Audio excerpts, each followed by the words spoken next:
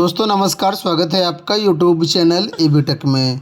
आज है 3 मई 2024 और जान लेते हैं आज की महत्वपूर्ण खबरें जो आज के प्रमुख समाचार पत्रों पर छाई हुई हैं और आप लोगों के लिए बहुत ही इम्पोर्टेंट हैं। सबसे पहले यहां पर देख सकते हैं कि बड़ी खबर आपके सामने है कि टीजीटी पीजीटी में फेल, फिर भी नियुक्ति पत्र जारी। फर्जी नियुक्ति पत्र के जरिए कानपुर के शासकीय सहायता प्राप्त माध्यमिक विद्यालय में ज्वाइनिंग करने गए सभी अभ्यर्थी पोस्ट ग्रेजुएट टीचर पीजीटी और ट्रेंड ग्रेजुएट टीचर यानी कि टीजीटी 2021 में फेल हो गए थे। वो प्रतीक्षा सूची में भी नहीं थे, फिर भी फर्जी तरीके से नियुक्ति पत्र जारी करवाए गए और कानपुर के डीआईओएस से मिल करके दो ने कॉलेज में ज्वाइन भी कर लिया। इस मामले के खुलासे के बाद अन्य जिलों में नवनियुक्त अभ्यर्थियों के अभिलेखों की जांच होने लगी है। ऐसा खेल कई और जिलों में होने की संभावना है। पीजीटी टीजीटी परीक्षा 2021 में सीतापुर के गांव देवीपुर सिधौली निवासी अरविंद यादव, प्रयागराज के B23 जूही कॉलोनी मेवर रोड निवासी स्वाति द्विवेदी और कौवा बराव करछना निवासी विनय सिंह, मिर्ज़ापुर के बभनैया टोला मौरिया निवासी आशीष पांडे और कई जो ये ऐसे हैं, ठीक है, ये जो है मेरिट में नहीं आए थे, लेकिन फर्जी तरीके से इन्होंने नियुक्ति पत्र बनवा लिए और ज्वाइनिंग करने गए थे। कुछ अभ्यर्थी सफल हो गए, इसमें ज्वाइन कर लिया, पेमेंट मिलने लगा। कुछ अभ्यर्थी भंडाफोड़ के चक्कर में पकड़ गए।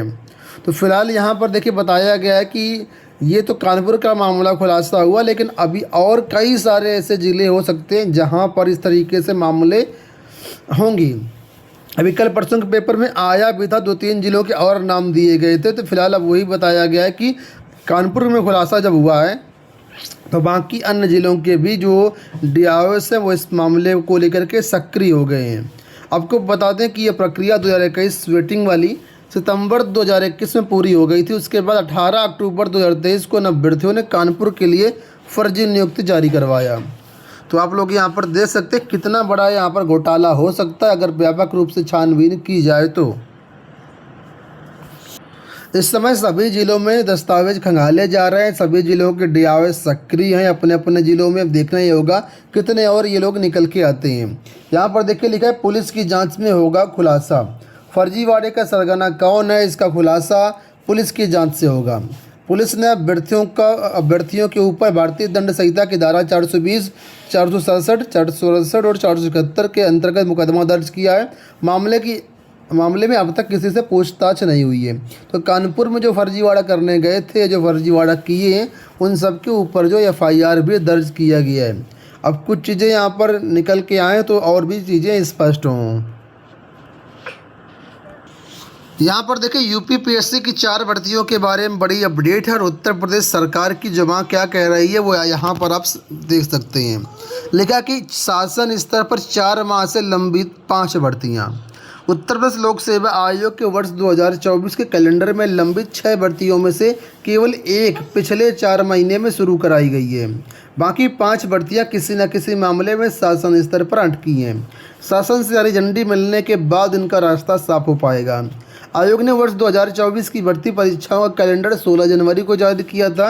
इसमें 6 भर्तियों को लेकर के आयोग की ओर से स्थिति स्पष्ट की गई थी।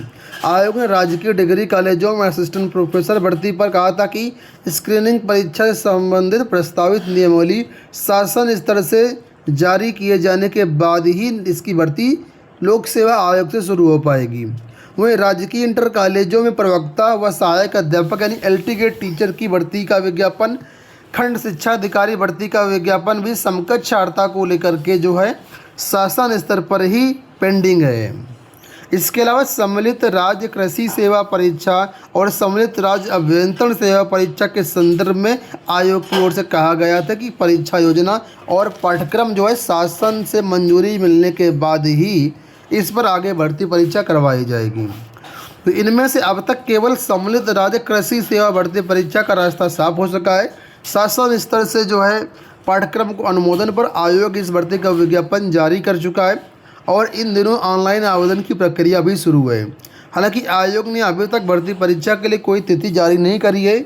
आयोग की ओर से यह भी स्पष्ट किया गया था कि ये सभी परीक्षाएं आरक्षित तिथियों में कराई जाएंगी।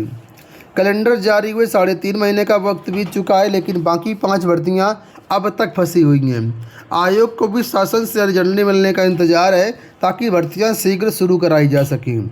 वहीं आयोग ने मार्च और अप्रैल में 5 भर्ती परीक्षाएं स्थगित कर दी थीं और ये परीक्षाएं भी आगामी आरक्षित तिथियों में ही कराए जाने की सूचना है।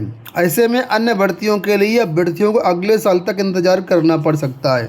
तो यहाँ पर देख सकते हैं उत्तर प्रदेश सरकार कितना भर्ती देने में, रोजगार देने में सक्रिय है, उसकी बानगी यहाँ पर आप लोग देख सकते हैं। करीब 1.5-2 साल से ये 4-5 भर्तियों के जो केस है, मैटर है, पेंडिंग है शासन स्तर पर, लेकिन अब तक ये जो है इनको सुलझाया नहीं जा रहा है, जानबूझ करके अटकाया गया है।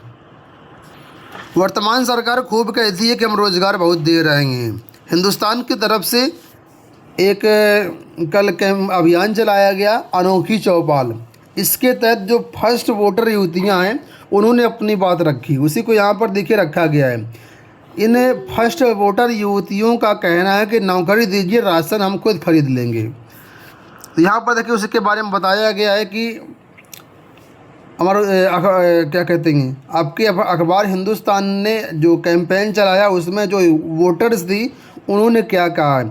छात्राओं का कहना है कि यहाँ पर सरकार केवल रोज़गार का कहना है कि हम 80 करोड़ लोगों को मतलब राशन दे रहे हैं, तो इस पर इनका कहना है कि हमें राशन नहीं चाहिए, रोज़गार चाहिए, नौकरी चाहिए। अगर आप नौकरी देंगे तो रोज़गार देने मतलब राशन देने की ज़रूरत ही नहीं पड़ेगी, राशन हम खुद खरीद लेंगे।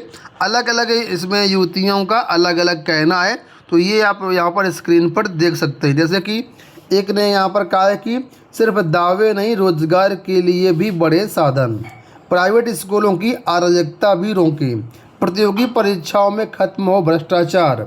ठीक है, तो ये अलग अलग लोगों का अलग अलग कहना है, सबने अपने अपने विचार यहाँ पर रखे हैं। देखिए, सरकारी नौकरी मिले, अस्पतालों में डॉक्टर कम हैं, राशन की क्वालिटी सुधारें, गंदगी पर लगाएं जुर्माना, कैसे लीक हो जाते हैं पेपर, नहीं करते अच्छा बर्ताव।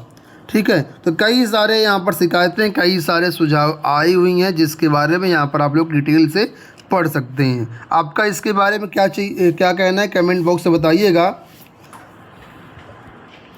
राज्य विश्वविद्यालय में इस बार 20 व्यावसायिक पाठ्यक्रमों में होगा प्रवेश। कुल 11,160 सीटों पर होंगे दाखिले।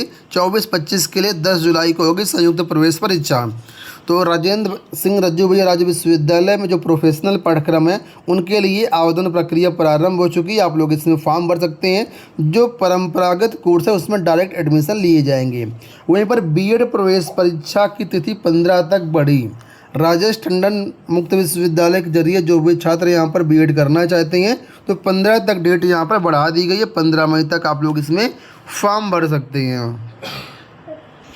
यहाँ पर देखिए अपडेट है कि डीएलएड की कॉपियों में हेराफेरी करने वाले 3 प्रवक्ता निलंबित हैं। डीएलएड बीटीसी प्रथम तृतीय सेमेस्टर के अगस्त व सितंबर 2023 में हुए मूल्यांकन के अंकों चिटों में हेराफेरी के आरोप में जांच के बाद एससीईआरटी ने 3 प्रवक्ताओं को निलंबित कर दिया है। डाइट के प्राचार्य ने इसकी पुष्टि की थी।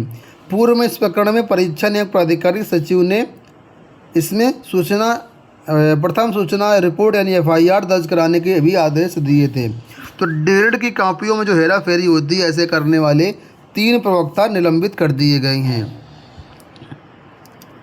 ये 3 प्रवक्ता डाइट, जालौन, कन्नौज और औरैया से संबद्ध किए हैं। दोस्तों ये हो गई आज की सारी सूचनाएं। इस वीडियो में इतना ही। धन्यवाद।